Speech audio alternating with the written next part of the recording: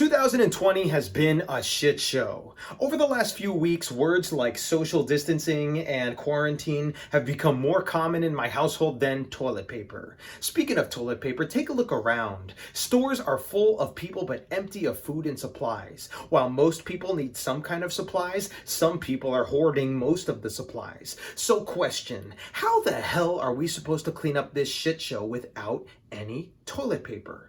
I'll tell you exactly how. And no, I'm not gonna tell you to wash your hands or cough into your sleeve. That shit you should have been doing your entire life. Number one, think critically about everything you see, read, and hear. Because if there's one thing more dangerous than COVID-19, it is the plague of misinformation that is corrupting our bodies and minds with anxiety and doubt and fear of the unknown. Because, number two, you need to know that this thing that was once labeled as a Democrat hoax is a worldwide phenomenon that has killed over 75,000 and infected over 1 million people. Number three, acknowledge the elephant in the room. And by elephant, I mean the complete mishandling of this entire situation by the leaders of this country. I mean, think about it. The people that were responsible for neglecting this infection before it was too late are now in charge of having to take care of it.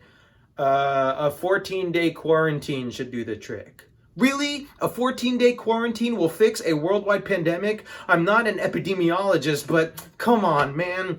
Number four, go watch Tiger King. It'll take your mind off of all of this. Because if there's one thing I've learned, it's that the only way to take your mind off of being a part of a shit show is seeing an even bigger shit show. And I promise Joe Exotic will not disappoint. Number five, be grateful that you are alive. Not only are people dying, but our elders that are left are being locked up and quarantined with nobody allowed to visit and being forced to spend their final days alone. Speaking of alone, number six, don't fall into the trap. I mean the trap of feeling like you are in this alone. This has affected each and every single one of us in some manner, and it is up to you to remind yourself to stay afloat and try not to drown in the trap of anxiety and fear. Number seven, don't get caught up over the unknown. Get excited for that shit. The possibilities are endless. Who knows what's next? Now more than ever, you have the chance, the power, the opportunity to reevaluate your life and come up with an alternative, because that comfortable job that you were once content with might not be there when this is all over.